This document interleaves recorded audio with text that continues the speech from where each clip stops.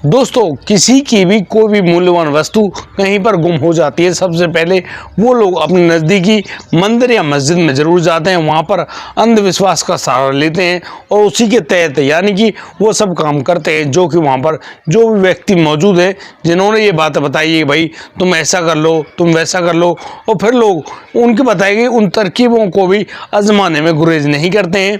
लेकिन उसके बावजूद भी जब उनको उनका जो मनचाही वस्तु है वह नहीं मिल पाती है तो फिर वो लोग बड़े ही दुखी होते हैं। एक बच्चा जो कि सन 2020 में अचानक लापता हो गया था, उसको ढूंढने के लिए उसके जो गरीब माता पिता हैं बहुत सारी कोशिशें करते हैं।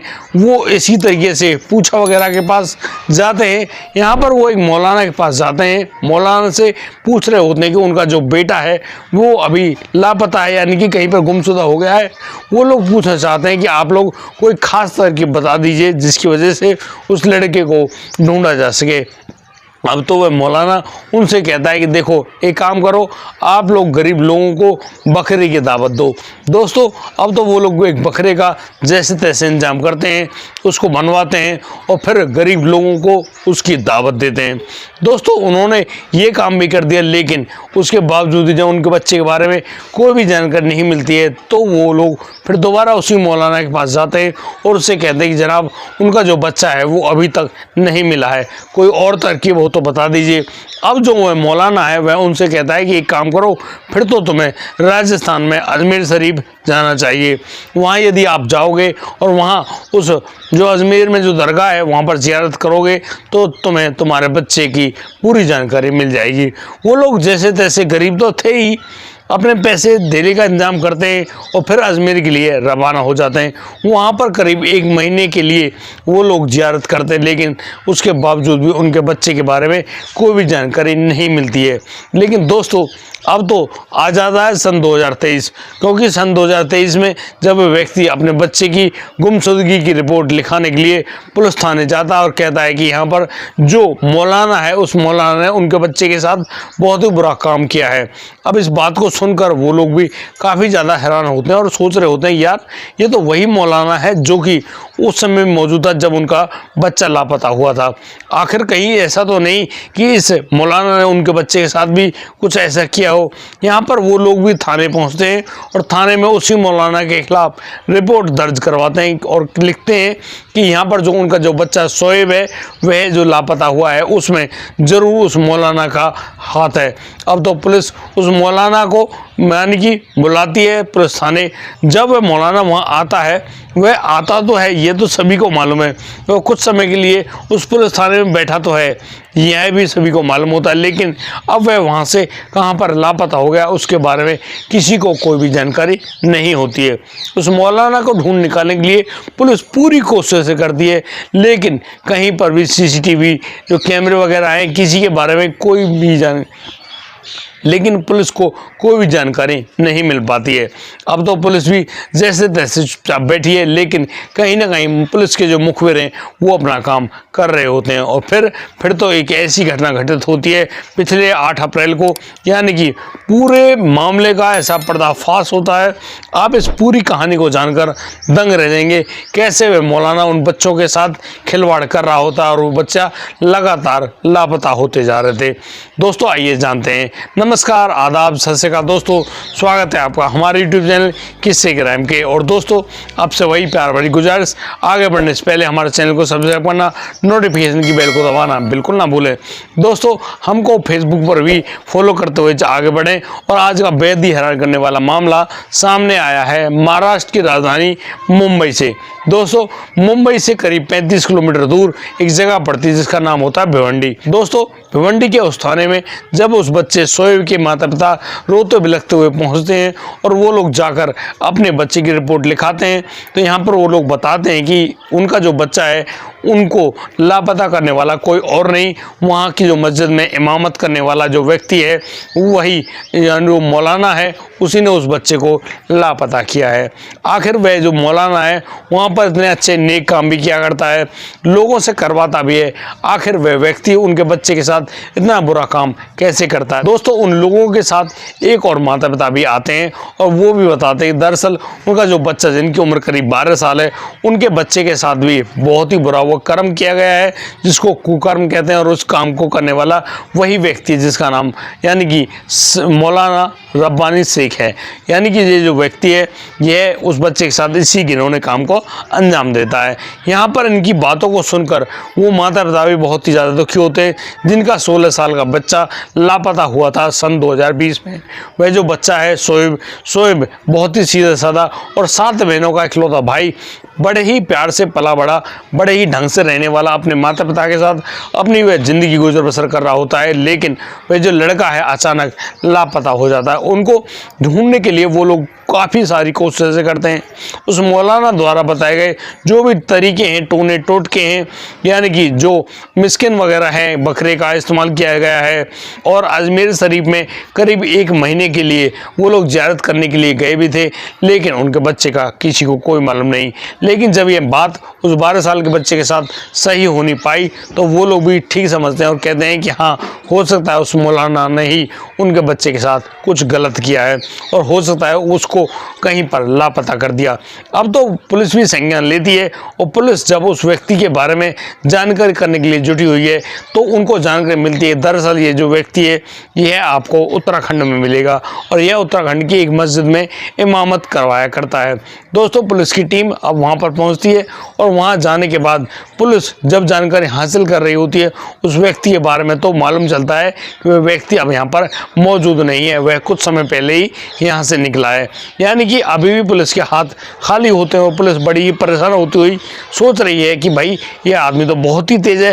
यानी कि पुलिस के आने से पहले ही लापता, पहले भी थाने से गायब हुआ था सन 2023 में, और अब 8 अप्रैल को यह व्यक्ति फिर से गायब हो गया। लेकिन जो पुलिस के मुखबिर हैं वो पुलिस को एक और अन्य सूचना देते हैं। दरअसल वो बताते हैं कि वह जो व्यक्ति है वह वहीं के पड़ोस की जो मस्जिद है उसमें मौजूद है। पुलिस बिल्कुल भी देर नहीं लगाती और बस अपनी टीम को लेकर उस मस्जिद को घेर लेती है और बस उस जो मौलाना है उसको सूचना दी जाती है, या तो तुम चुपचाप सरेंडर कर दो वरना उनको गोलियां चलानी पड़ेंगी। दोस्तों, अब तो मौलाना डर के मारे चुपचाप उस मस्जिद से बाहर आता है और अपना आत्मसमर्पण कर देता है। पुलिस अब उस व्यक्ति को यानी कि मौलाना रब्बानी शेख को गिरफ्तार करती है और उसको लेकर आती है मुंबई। दोस्तों, मुंबई में आने के बाद जब उस थाने में उस मौलाना से पूछताछ की जाती है तो मौलाना एक ऐसा अहम खुलासा करता है, ऐसी सच्चाई बताता है जिसको जानकर कोई भी व्यक्ति अगर सुने तो हैरान रहे बगैर नहीं रह सकता। दरअसल वह जो मौलाना है वह एक ऐसी बात बताता है, वह कहता है कि उसको यानी कि लड़कों के साथ संबंध बनाने का बहुत ही गंदा शौक था और वह उन बच्चों के साथ यानी कि ऐसा काम भी किया करता और जब वो बच्चे दर्द के मारे कहराते तो उसको बहुत ही ज़्यादा आनंद प्राप्त होता। इसी तरीके से वह एक दिन जब 2020 में एक बच्चे के साथ इसी काम को कर रहा था तो उस शख्स को यानी कि वह शोएब अपनी आंखों से देख लेता है। अब उस शख्स ने ये काम तो कर दिया, वह सोच रहा होता है कि यार शोएब यदि पूरी कॉलोनी में पूरी जगह पर इस बात को बता देगा तो उसकी बहुत ही ज़्यादा किरकिरी होगी। वह सोच रहा होता है कि यार जो उसका नाम है, सम्मान है, शोहरत है, वह सब कुछ ख़त्म हो जाएगी। वह अब एक ऐसा बहाना बनाता है, उस लड़के शोएब को अपने नज़दीक बुलाता है और दोस्तों जैसे वह शोएब उसके पास जाता है अब तो वह जो मौलाना है वह एक ऐसा दरिंदा बन जाता है, उस शोएब के गले को इतनी मजबूती से पकड़ता है और उसको इस प्रकार से दबाता है कि बस उस लड़के शोएब की सांसें चलना बंद हो जाती है। दोस्तों, वह जो व्यक्ति है यानी कि मौलाना उस शोएब को अपने उस कमरे में ही रखता है और यहाँ पर उसको घसीट कर ले जाता है बाथरूम के अंदर और वहाँ जाकर उस तेज धारदार वस्तु के इस्तेमाल करने के साथ उस शरीर के करीब 6-7 टुकड़े करता है। यहाँ पर वह गर्दन को भी और हाथ पैरों को सबको अलग कर देता है। उसके बाद वह जहाँ पर उसकी दुकान हुआ करती किराने की, उसके बगल में एक दुकान खाली पड़ी रहती थी, वहां पर उस दुकान के अंदर वह जाता है, उसका शटर खोलता है, उसके फर्श को खोदता है और उस यानी दुकान के अंदर उस लड़के का सबको छुपा देता है। दोस्तों, जहां पर वह काम करता है वहां पर उस बच्चे के सभी अंगों को वह दफन करके उस दुकान के शटर को बाहर से बंद करता है और उसको लॉक लगा देता है। दोस्तों, यहाँ पर वह व्यक्ति बताता है कि जब उसको मालूम चला कि लगातार पुलिस उसके लिए दबिश डाल रही है, बस वह तुरंत उस जगह को बदल देता है और वहाँ से गायब हो जाता है। वह जिस भी मस्जिद में जाता वहाँ पर मात्र 1 महीने से ज़्यादा नहीं रुकता था। 28-27 दिन में वह वहाँ से यानी कि दूसरी मस्जिद को चुन लेता और बस इसी प्रकार से लगातार 2023 से 2025 तक अपनी जगह बदलता रहा। वह सोच रहा होता है कि शायद वह इस जो कांड जो उसने किया है इसकी वजह से वह बच जाएगा, लेकिन उसने नहीं सोचा था कि उसके साथ भी पुलिस ऐसा ही काम करेगी। अब तो पुलिस जब पूरी जानकारी पाती है, उस दुकान में जाती है, उस आदमी को अपने साथ लेकर जाती है। पुलिस बल काफ़ी होता है उस व्यक्ति को बचाने के लिए, क्योंकि लोगों में बहुत ही ज़्यादा आक्रोश होता है। अब तो लोगों की मदद से उस दुकान का शटर खोला जाता है और जब उसका फर्श खोदा जाता है तो मौलाना की सारी बातें सच निकलती हैं। दरअसल उस दुकान के अंदर से उस बच्चे का कंकाल बरामद होता है। दोस्तों, अब तो उस बच्चे के कंकाल को बरामद करने के बाद उसका जब फॉरेंसिक जो लैब है उसमें जब उसका DNA टेस्ट कराया जाता है तो यह बात बिल्कुल सत्य निकलती है कि वह जो कंकाल है वह उसी लड़के शोएब का है। और दोस्तों, जैसे ये खबर यानी कि शोएब के परिवार को, वहाँ के लोगों को मालूम चली, वो लोग बहुत ही ज़्यादा गुस्से में आते हैं और यहाँ उस आदमी को छीनने का प्रयास करते हैं पुलिस से।